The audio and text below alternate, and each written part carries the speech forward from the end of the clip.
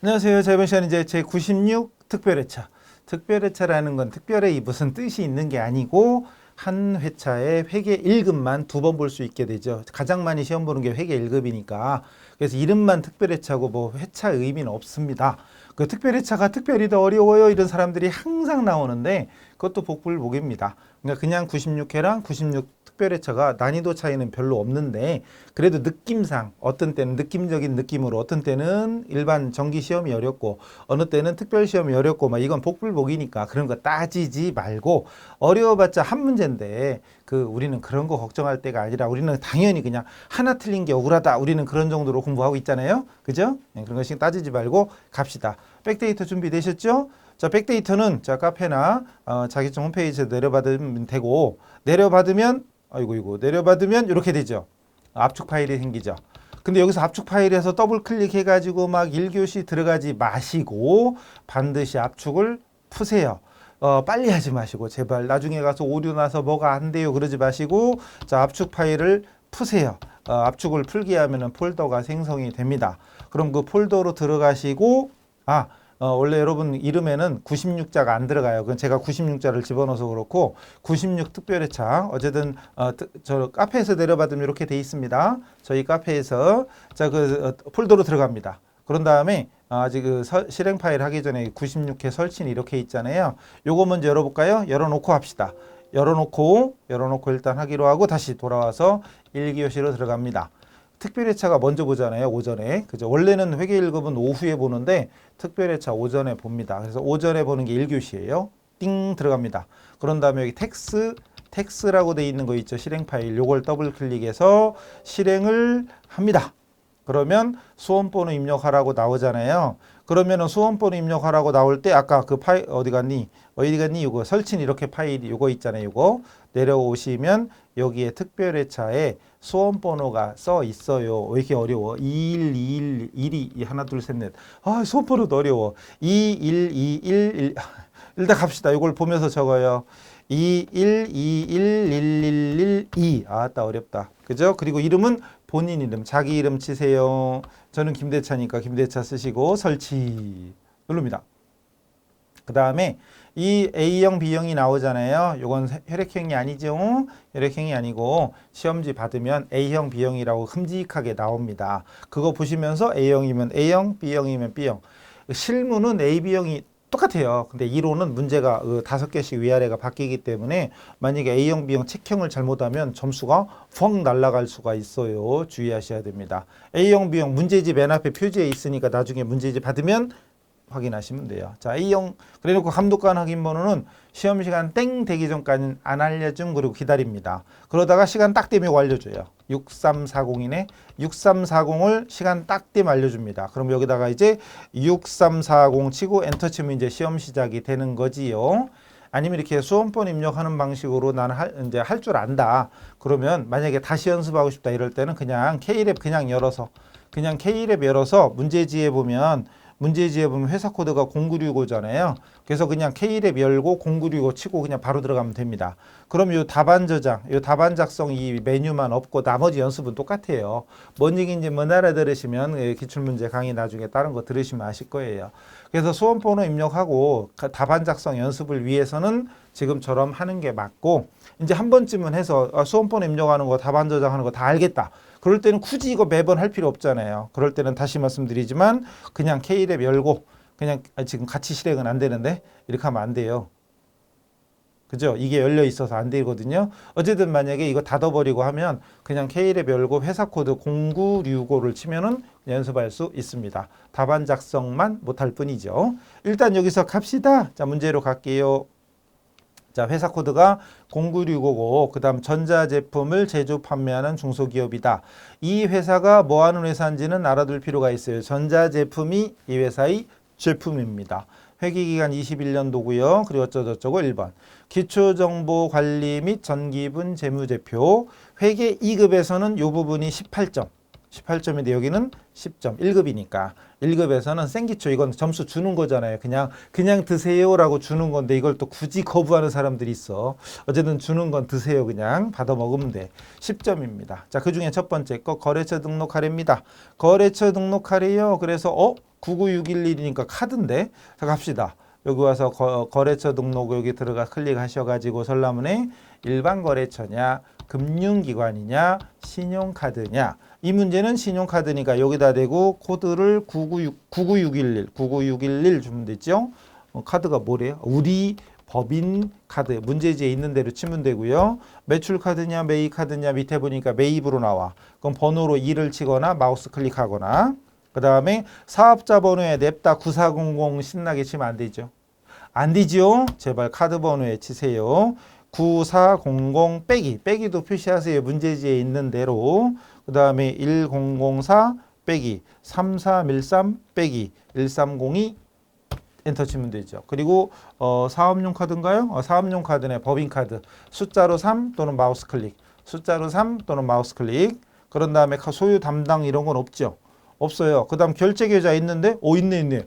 이거 없을 때도 있는데 이게 있었네. 처음 나온 거 아닌가? 어쨌든 은행이 우리은행이래. 그럼 F2번 눌러가지고 우리은행 선택하시고 계좌번호에 문제 있는 대로 1002 빼기 1334 이런 34 빼기 또 뭐래요? 어디 갔어? 334488 치면 되겠지요. 나머지도 있으면 치는데 나머지는 없으니까 그걸로 넘어가면 되겠지요. 자, 이래가지고 끝. 사용 여부도 있고 사용 여부요. 이래가지고 일단 등록 끝났습니다. 일반 거래처는 이게 아니고 일반 거래처는 여기다 적어야죠, 그죠? 여기다가 일반 금융 카드 구분하시고 나갑니다. ESC 됐네. 자, 두 번째 문제. 이번에는 적요 등록 아래 적요 등록, 계정 과목 및 적요 등록, 계정 과목에 대하여 적요 등록하시오 814 통신비례입니다. 그러면은 적요 등록 메뉴 나와라. 어디 여기 있네. 계정 과목 및 적요 등록 클릭하시고 자, 그 다음 보면서 회사 코드가 코드가 814래. 814. 그럼 여기 빈자리에다 814 냅다 치면 되죠. 814 통신비 그래놓고 여기 현금 적요 5번 여기죠. 현금 적요 5번에다가 있는 대로 치면 됩니다. 포스 단말기 띄고 통신비 엔터 치면 자동 저장되지요. 됐고 그 다음은 대체 적요네. 대체 적요 3번. 이럴 때 있어요. 여기 대체 적요 3번이잖아요. 1, 2번 다음에 당연히 3번이잖아요. 근데 가끔 문제지에 미친 척하고 여기 5번 나와. 그럼 있는 대로 해야지. 5번 나왔으면 5번 치면 되지. 물론 여기는 3번이에요. 그렇다고요. 저는 그냥 할게요. 인터넷 요금 보통 예금 인출 엔터 치면 자동 저장이죠. 끝. ESC 됐죠. 다음 전기분. 이 부분이 요즘 시험에서는 무조건 나옵니다. 원손이제 뺑뺑이가 뭐예요? 이런 분들은 기출문제 하지 마시고 실무 강의 듣고 오세요. 다 듣고 오세요. 다 완전히 소화하고.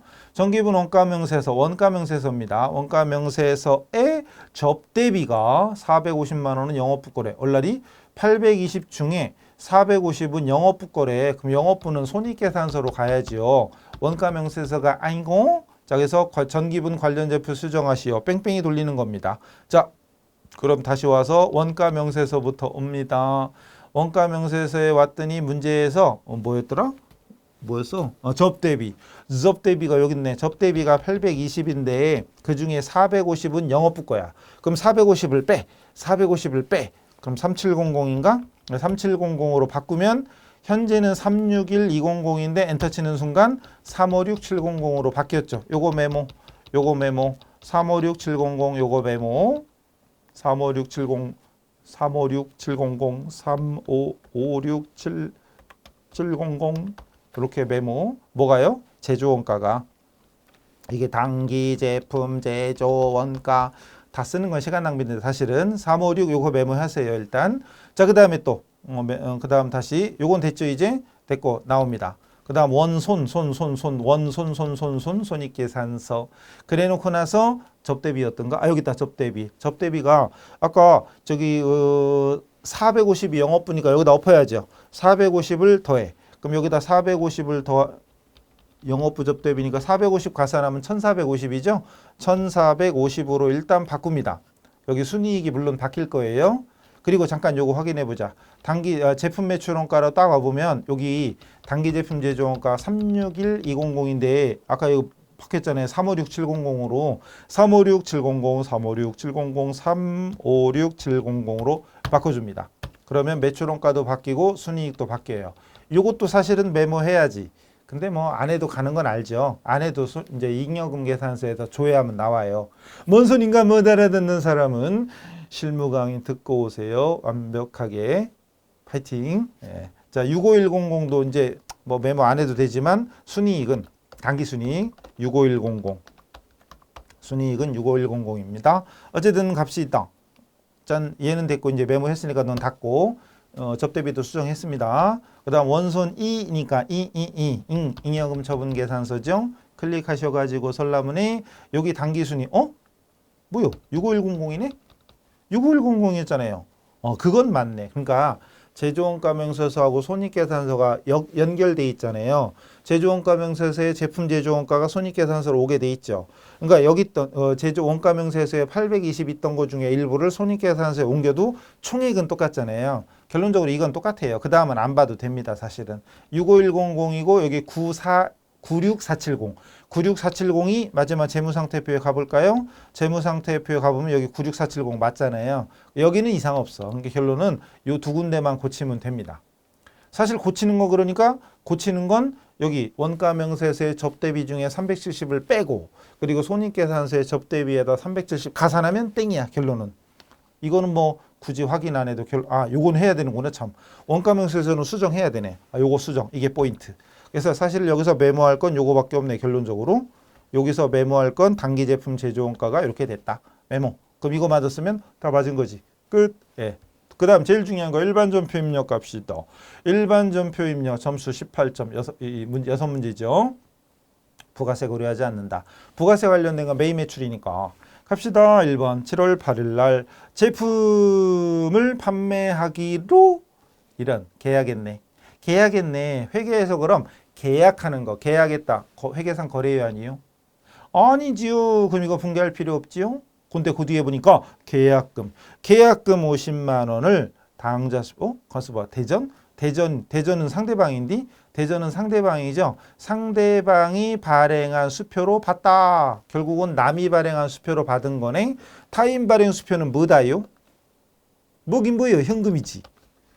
긴가? 이러고 있으면 접어요. 기출문제 적고 빨리 이론하고 실무 강의를 다 소화하고 오셔야 돼. 결론적으로 계약금, 그러니까 계약금을 받은겨. 계약금을 받았으니까 결론은 무엇이요? 선수금이죠. 계약금을 줬으면 선급금이고 이건 받아 쓴 게 선수금. 그럼 현금하고 선수금이잖아요. 현금, 선수금 이걸 분개를 써야 되나? 쓸 필요 없죠. 여기서 선수금 떠올리고 타인 발행수 현금인 거 아는 사람은 딱 보자마자 전표 일반 전표 열어 가지고 잠깐만요. 좀 줄여놓고 할게요. 여러 가지 이제 더 이상 안 줄어 이제 크기도 옛날에 막 줄였는데 어쨌든 날짜 0708 해가지고요. 자 문제로 봅시다. 문제를 보니까 요거죠 이거. 그래서 계약금을 현금으로 타인 발행수표 현금 받았으니까 차변에 현금을 금액을 50만 원 적고 그리고 대변에 선수금 적고 거래처 적어야죠. 대전 적으면 되죠. 끝났죠. 물론 이렇게 차변 대변을 다 적기 귀찮다. 그럼 차변 대변 안 적고 그냥 출금 1번. 아니지 참 돈 들어왔지 입금. 죄송해요. 2번. 입금 적은 다음에 선수금만 적고 대전 이렇게 적어도 물론 됩니다. 이렇게 적어도 되죠. 차변 대변 적어도 되고 입금 적어도 됩니다. 물론 둘 다 적으면 안 돼요. 둘 중에 하나만 해도 돼요. 입금 적어도 되고 차대변 적어도 돼요. 답에는 안 써있지만 상관없어요. 자 다음 영업부 직원의 업무 역량을 향상하는 교육을 위해서 외부 강사를 초빙해서 교육을 하고 강사료인데 친절하게 또 개정 과목도 써 있어. 교육훈련비. 야, 우리 시험이 오지게 이렇게 친절한지 강사료를 뭐라고 해야 되느냐 고민할 여지가 없이 교육훈련비로 처리하래. 아유, 문제에 교육이라고 써 있는데. 그러니까 우리 시험이 얼마나 친절한지 아시겠죠? 그런데도 떨어지는 사람이 더 많아. 우찌 된 거예요, 이거. 그러니까 우리 카페에 있는 사람들은 떨어지면 안 돼요. 자, 그 다음에 원천징수세. 딱 하는 순간 머릿속에 뭐가 떠올라? 뭘 주면서 세금 뗐어. 이거 뭘로 뭐가 떠올라야 돼요? 아무것도 안 떠올라요. 그러면 이론하고 실무를 듣고 오세요. 이럴 때는 딱 보자마자 254. 즉 예수금이 떠올라야죠. 나머지는 보통예금 줬답니다. 그럼 보는 순간 이미 끝났어. 교육훈련비에 나와 있고 예수금 딱 보였고 체크 보통예금. 그럼 그 순간 바로 입력하면 되죠. 그러니까 우리는 문제에서 이렇게 문제 읽으면서 영어 붙고야 교육훈련비야 그리고 또 세금 원천 세금 떼고 줬네. 아 예수금 요거 체크. 그리고 보통예금 체크하는 순간 그대로 그냥 날짜 15일로 바꾸고 차변에 교육인데 영어뿐이니까 800번대로 가야죠. 800번대 교육훈련비로 간 다음에 200만 원. 200만 원이고 대변의 254의 수금. 이 정도는 외우세요. 못 외운 사람은 실기 강의 들으세요. 금액이 얼마라고 하라? 6만 6천 원이고 또 대변의 나머지는 보통 예금이다. 끝. 이거 메모하고 있으면 진짜 시간 낭비예요. 그렇게 하지 말라고 해도 굳이 메모하고 있다. 심지어는 200만 원 이것도 2000000 1934000 이거 쓰는 사람들은 죄송하지만 실무나가 욕 많이 먹을 거예요. 욕 먹고 배부르고 싶으면 이거 쓰시고 아니면 그냥 문제에서 이거 체크하는 걸로 끝냅니다. 다음 임시 주총 주총이 나왔네. 주총의 결의로 개인 박정석에게 차입하였던 차입금 단기 차입금 중 일부인 5,500에 대해서 출자 전환 나왔네. 출자 전환 들어봤시오? 이만큼 설명한 적이 사실 거의 안 나오던 건데 어쨌든 그래서 설명도 조금밖에 안 했죠. 부채를 자본으로 전환하는 게 출자 전환이더라. 부채를 자본으로 전환하는 것. 원래는 차입금 갚아야 돼야 박정석한테. 근데 돈 갚을 여지가 없거나 여러 가지 이유로 안 되겠다. 출자로 전환. 투자하다. 원래는 빌린 건데 제가 투자 받은 걸로 바꾸는 거죠. 그래서 신주 주식 새로운 주식 신주 무한주 액면가 5,000원짜리를 교부했대요. 주식을 교부했고 나머지는 없대. 중요한 건 주식을 발행하여 교부한 거죠. 주식을 발행하여 교부한 겁니다. 어쨌든 이유 불문하고 주식 발행하면 일단은 대변에 자본금, 그렇죠? 자본금이 떠올라야 되고 자본금은 주고 나서나 액면가로 적어야죠. 무엇이라고라? 액면가로 적어야죠. 이거를 말 안 해도 알아야지요. 이미 알고 있어야 돼. 난 한 번도 못 들어봤는데 너무 저 수업 안 들은 거죠. 출자 전환 있어요. 그리고 그 대신 차입금은 없어집니다. 부채 대변에 있던 거니까 차변으로 없어지고 그리고 대차 차익은 주식 발행 소가금 액면가로 적으니까 액면하고 차익은 주발초입니다. 그래서 사실 여기는 메모할 거 없어요. 주식 발행하는 순간 자본금을 떠올린 사람은 메모할 필요도 없어. 그냥 문제 보면서 날짜 31일로 바꾸고 자 차입금을 자본금으로 바꿨구나. 그럼 차입금이 부채니까 대변에 있었었는데 차변으로 보내야 되겠다. 차변에 차입금 단기 차입금 거래처가 정석이었죠. 정석 박정석으로 바꿔준 다음에 5,500 그리고 대변에 자본금 그리고 방향키 화살표로 움직여서 액면가액 만주에 5,000원 5천만 원이 되는 것이고 나머지는 주식 발행 초과금 주발초 주발초가 뜹니다. 끝입니다. 사실 굳이 여기서 체크할 건 액면가로 적는다는 거 그 정도면 됩니다. 그래서 출자 전환 자체가 그러고 보니까 요게 단어가 생소한 사람이 있을 거예요. 이론 공부 신경 안 쓴 사람. 이론을 제대로 들어야 겨우 잠깐 들었던 건데 사실 한 번 듣고는 기억할 리가 없죠. 어쨌든 이 문제는 좀 어려웠겠네. 출자 전환 자체가 좀 낯선 문제였겠네요. 사실 문제는 어려운 거 없어요. 솔직히 그거 몰라도 차입금하고 주식 발행했다 이것만 봐도 눈치껏 때려 맞출 수도 있지. 이유 불문 주식 발행하면 대변에 자본금, 그 차변에 차입금 없어요. 이거 눈치껏 해도 됩니다. 근데 어쨌든 결론적으로 조금 어려운 건 사실입니다. 회계 1급 수준에서는 약간 어려운 거. 근데 제 이론 강의만 잘 소화하신 분들, 실무 강의 잘 소화하셨으면 충분히 맞출 수 있는 문제입니다.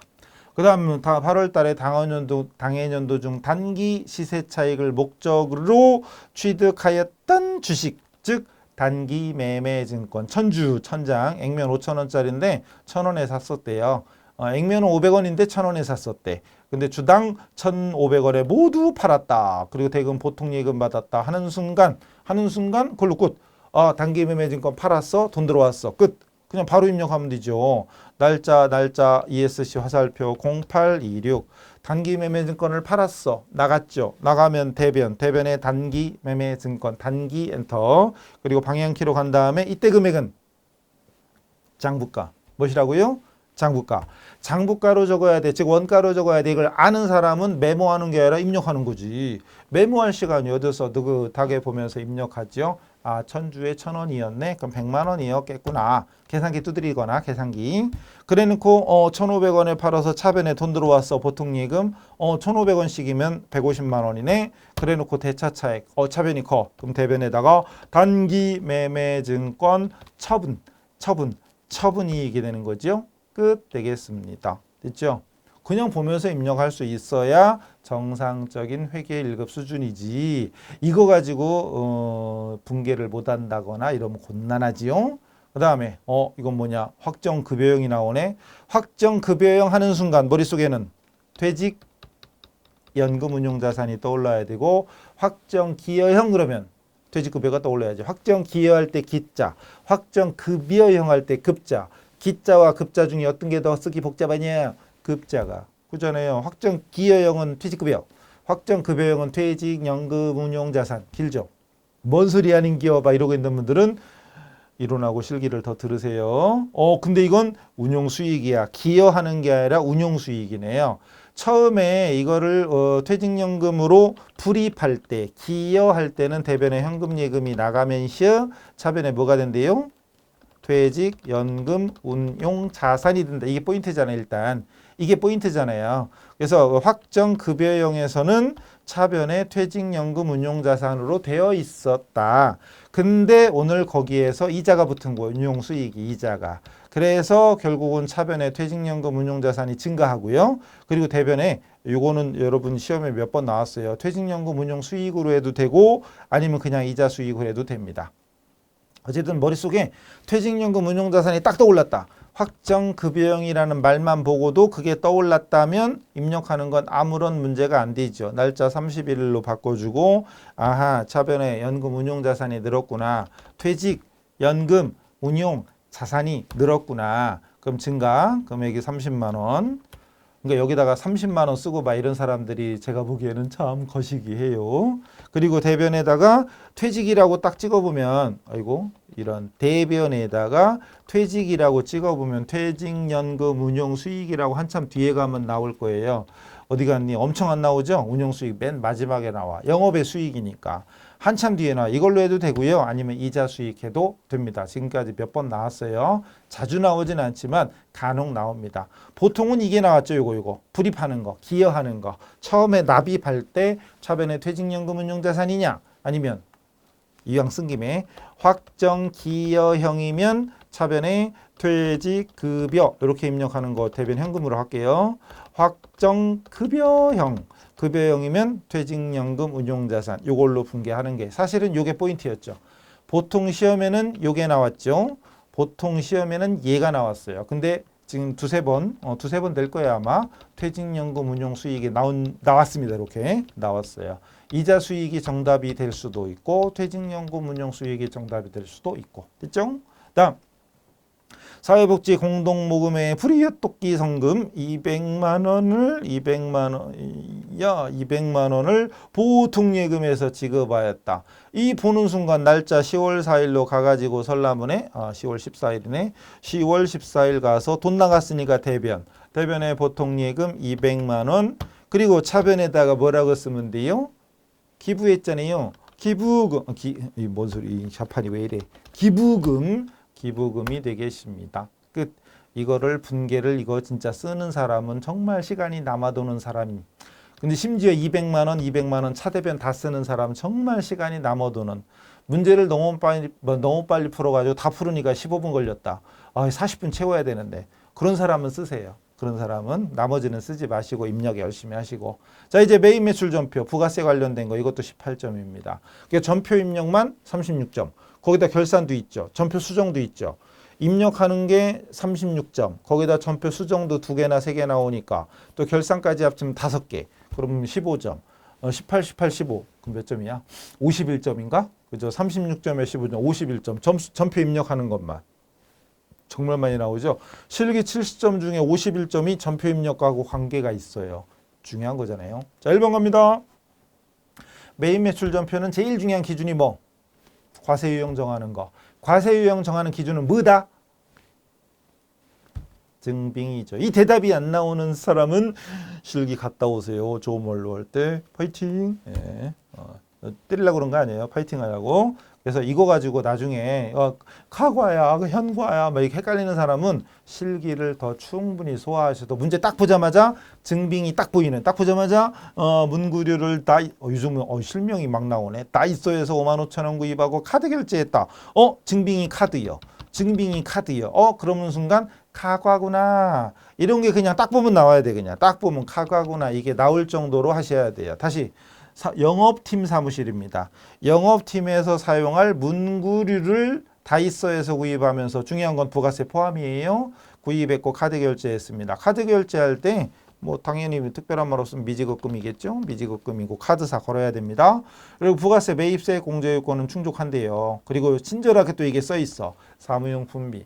만약에 이게 안 써 있었으면 문구류니까 소모품비라고 해도 되죠. 소모품비라고 해도 되는데 소모품비나 사무용품비 다 정답이 될 수 있어요. 근데 여기는 써 있어. 그럼 써 있으면 써 있는 대로 가야죠.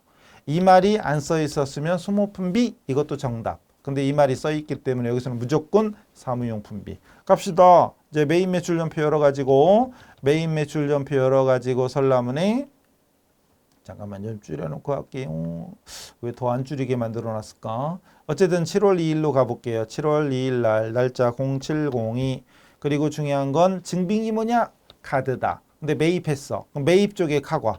매입 쪽에 카과가 그거잖아. 57번. 그래서 57 주고 분명은 문구류 이러면 되겠죠.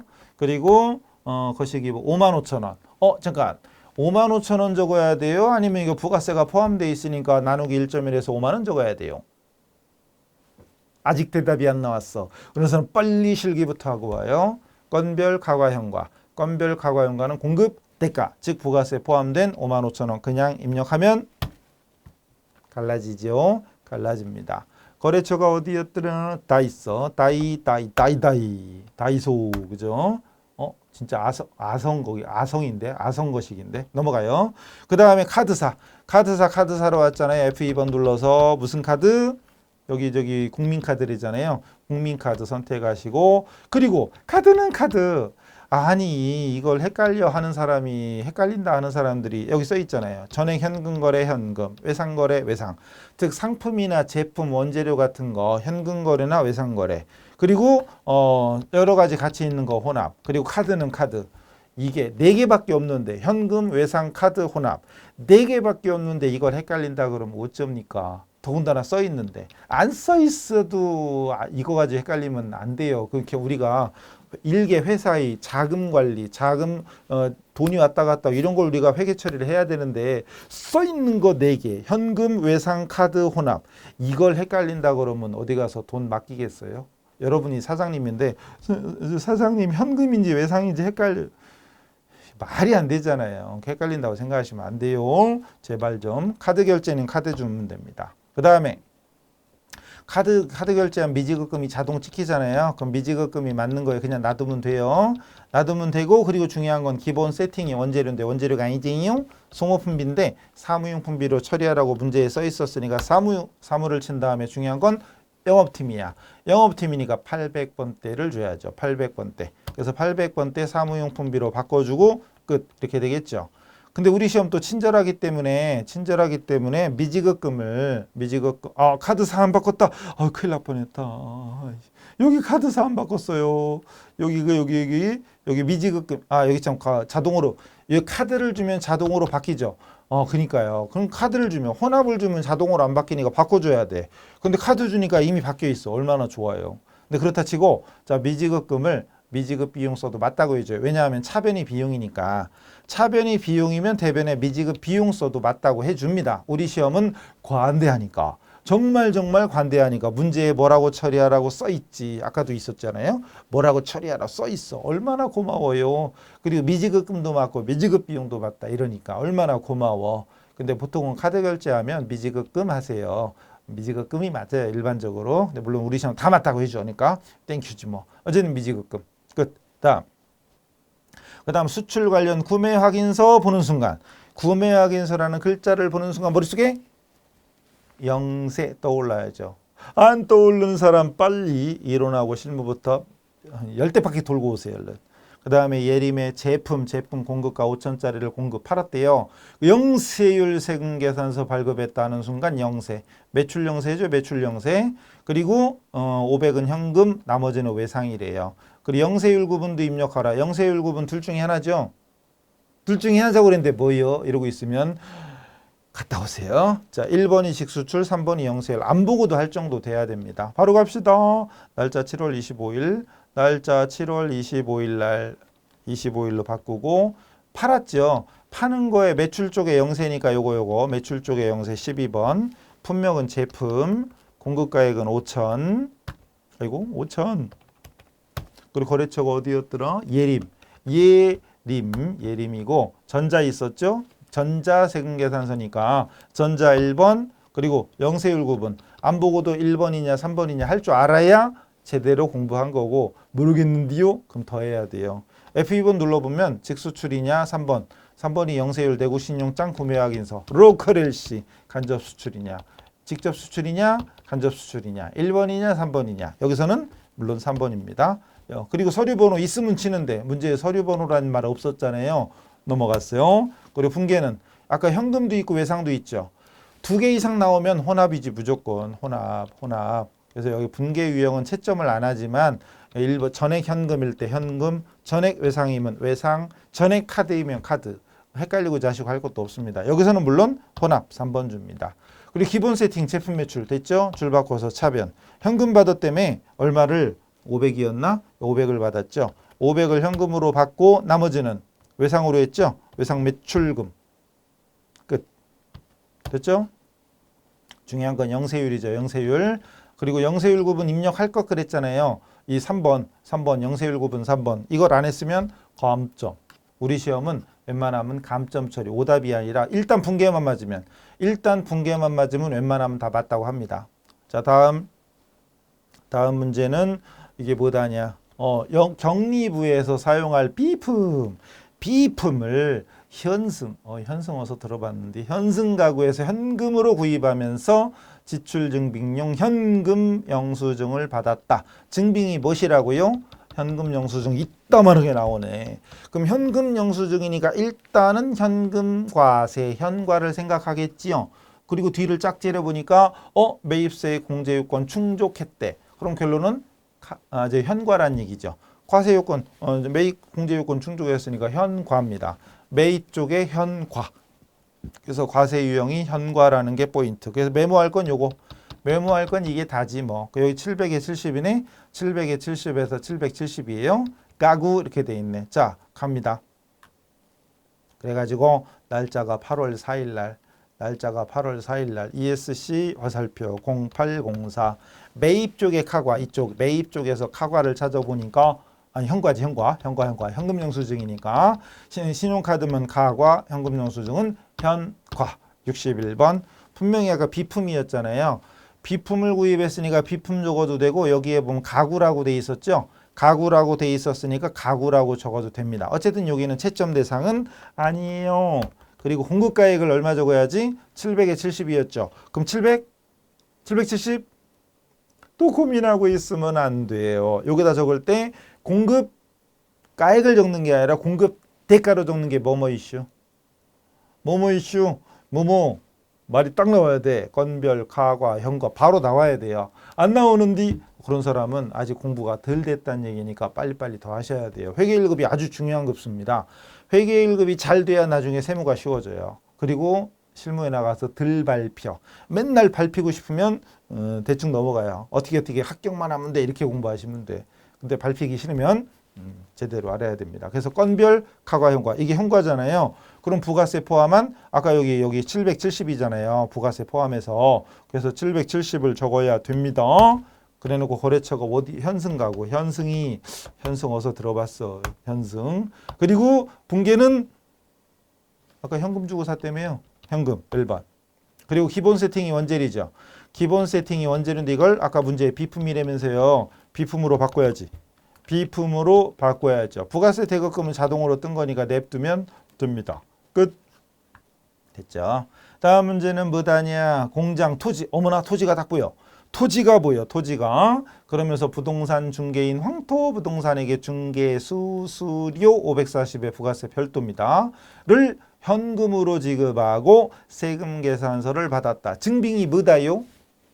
세금 계산서. 세금 계산서면 원래가 뭐요? 과세지. 매입과세. 근데 가만히 있어보자. 토지 매입에 관련된 중개수수료야. 그럼 뭐가 떠올라야지? 사비, 면접, 토 떠올라야죠. 토지 관련 자본적 지출은 불공제 사유. 사비, 면접, 토 기억납니까? 사비, 면접, 토라고 지금 세 번째 얘기했는데 그래도 기억이 안 나. 그럼 공부 안 한 거지. 그럼 기출문제 풀면 안 됩니다. 좋은 말로 할 때 이론하고 실무를 충실히 최소한 3바퀴, 기본이 3바퀴 이상 돌리고 오셔야 돼요. 그래서 이건 딱 보자마자 그냥 불공제 사유구나. 아싸 불공 나와야 돼.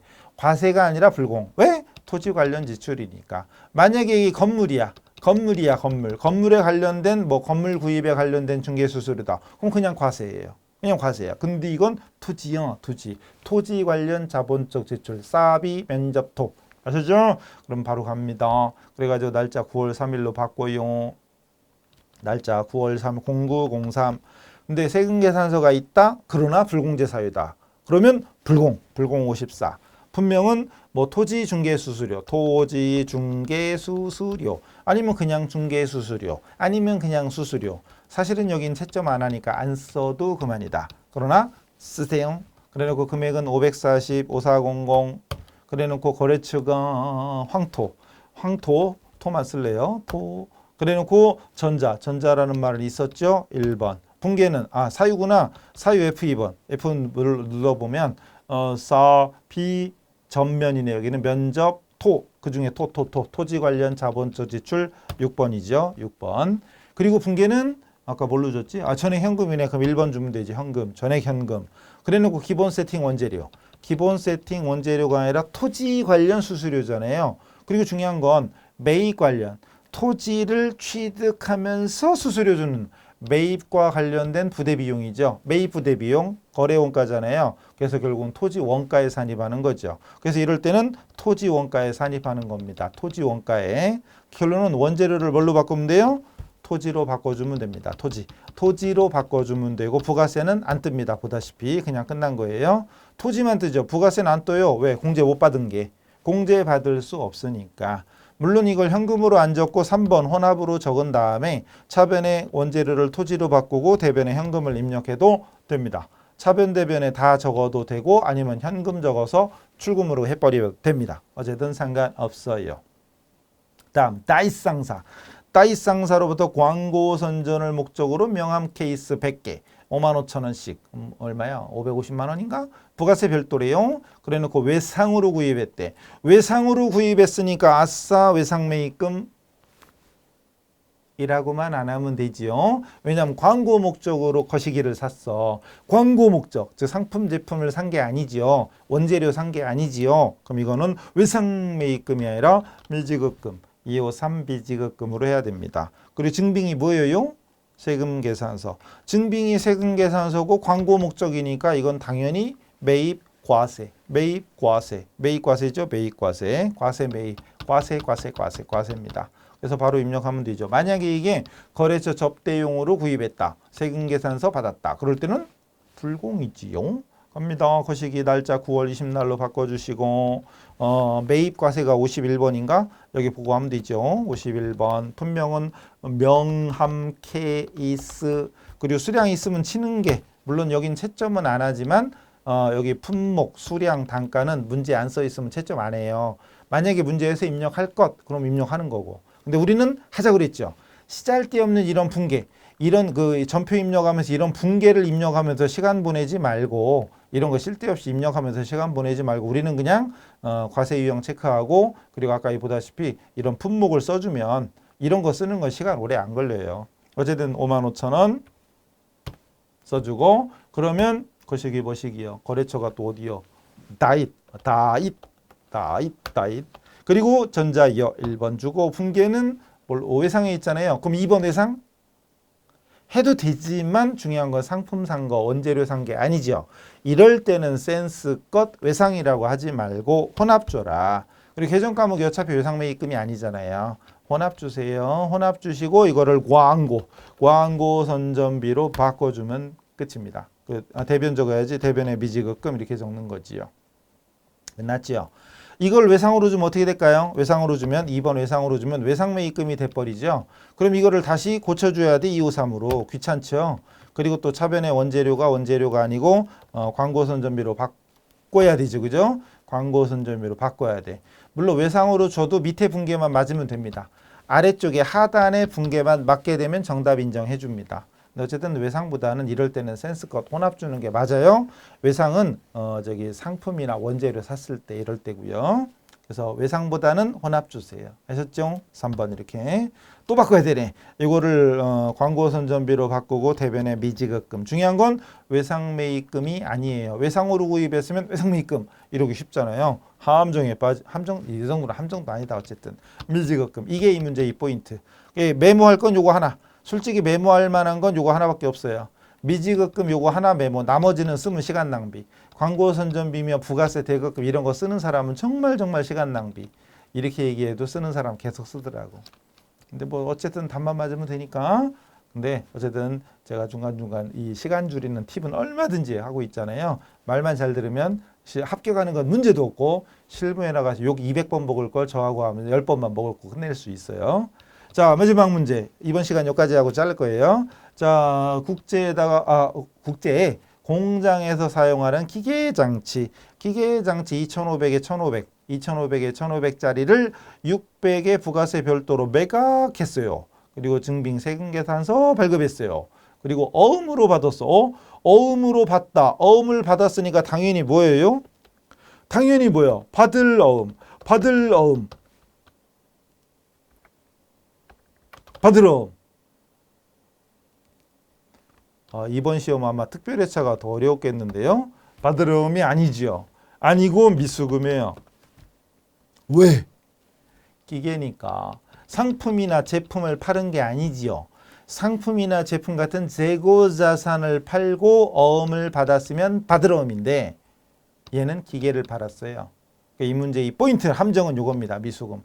그러니까 2회차가 아마 이 특별회차인데 특별회차가 특별히 어려운 게 맞았나? 어쨌든 2회차는 아까 생소했던 거 있었죠. 아까 뭐요? 출자전환 있었나? 맞아. 출자전환도 좀 생소했고 퇴직연금 운용자산도 두세 번밖에 안 나왔는데 그게 나왔고 나머지는 별건 없었는데 특별한 건 없었는데 어쨌든 요거 어음 받았는데 받으러움.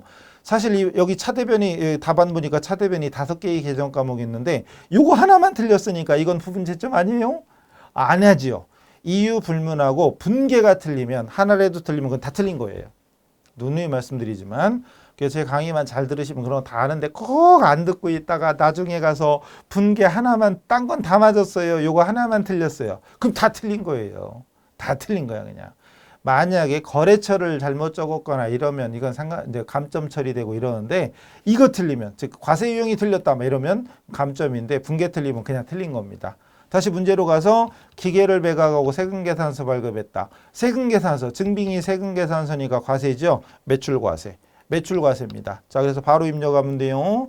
날짜 9월 26일 날 날짜 26일로 바꾸고 매출과세 11번 품명은 기계장치 그래놓고 공급가액을 여기 600에 팔았다고 나오니까 600을 적어주고 거래처가 국제에다 팔았고요. 그리고 전자여 분계 혼합 3번.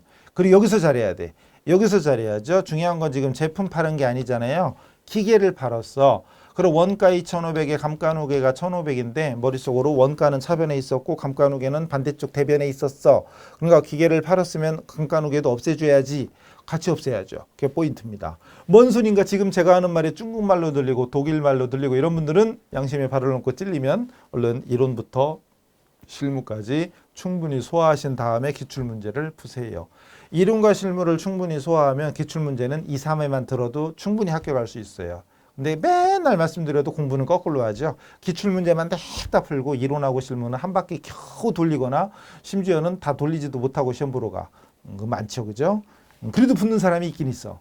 근데 그건 별 의미가 없어요. 어쨌든 갑시다. 계속해서 제품 매출이 아니라 기계장치로 바꿔줍니다. 기계장치로 바꿔주고 문제에 써있는 원가 2,500을 만들어줍니다. 그리고 센스껏 대변 반대쪽. 대변 반대쪽 차변에 이때 센스가 필요하죠. 기계장치 감가 누계. 기계장치에 대한 감가 누계니까 206 다음에 207이잖아요. 207 이걸 적을 정도 센스가 있어야 저랑 수업을 잘 한 거지요. 여기다 대고 물론 감가라고 쳐도 돼요. 감가상 계속 쳐. 감가상가까지 친 다음에 이 뭐였더라? 기계였나? 기계에 대한 감가상가 누계 이렇게 찾아 적어도 상관은 없습니다. 그러나 206, 207 바로 적을 센스 그런 걸 좀 가져가세요 좀. 그래서 금액이 여기 1,500이랬죠. 1,500. 그리고 차변에 이제 돈 받아야지. 어음으로 받았죠. 어음 받았으니까 받으러음이 아니고 미수금이랬죠. 미수금인데 금액이 얼마지? 600에 부가세 별도니까 660을 받아야죠. 여기서 부가세를 빠뜨리고 600 적는 사람이 되게 많아요. 부가세까지 포함해서 적어야 돼요. 그리고 대차 비교했더니 차변이 216이고 대변이 265. 대변이 커. 그럼 차변에다가 결론은 손해봤네. 유형자산 처분 손실 금액은 자동으로 뜹니다. 그래서 여기서는 메모할 게 뭐 있냐? 여기서는 메모할 게 요거. 처분 손실이 400이다. 요거만 메모하면 돼요. 솔직히 이거 물론 과세인 거랑 세금계산서니까 과세 당연한 얘기고 이것만 체크하면 됩니다. 분계에서는. 물론 여기서 제일 중요한 포인트는 이거예요. 여기서 많이 틀릴 수 있어요. 이 문제가 이래서 합격자가 아마 여기서 몇백 명 날라갔겠는데 받으러움 때문에 미수금 써야 되는데 받으러움 써서 몇백 명 날라갔겠어요. 우리는 그러지 맙시다. 우리는 꼭 붙잡고 계세요. 합격에 꽉 잡고 있어야 돼. 그래서 참고로 지금 유형자산에 대한 처분 손익을 구하는 걸 굳이 말로 하자면 처분가액 마이너스 장부가액 액자 빼버리자 귀찮은데 처분가액 마이너스 장부가액이잖아요. 그죠? 그럼 이때 그럼 이때 처분금액 감가상각 누계는 참 어떻게 구하죠? 장부가액은 말이 헛나와. 장부가액은 취득 원가에서 감가상각 누계를 뺀 거잖아요. 그러면 처분가액이 문제 600이지요. 여기서는 부가세 포함이 아니야 또. 그다음 원가는 2,500에서 감가 누계가 1,500이었으니까 괄호안을 먼저 풀면 2,500에서 1,500을 뭐야 이거? 2,500에서 1,500 빼면 장부금액이 얼마예요? 1,000만 원이잖아요. 장부금액이 1,000만 원인데 600에 팔았어. 장부금액 1,000만 원인데 600에 팔았으니까 여기다 그냥 하자. 마이너스 100만 원. 마이너스란 얘기는 손실 나왔다는 얘기죠. 그래서 손실 400만 원, 100이 뭐야? 400. 미쳤나 봐. 지금 1,500짜리를 1,000만 원, 장부금액 1,000만 원짜리를 600에 팔았으니까 400만 원 손실 맞잖아요. 400만 원. 그래서 이게 눌렸구나. 400만 원이죠. 400만 원 손실. 요것만 체크하면 맞는 거죠. 그러니까 다른 분계를 다 쓸 필요가 없어. 손실이 400 나왔다. 이거 메모하면 이거 맞췄으면 다 맞은 거지.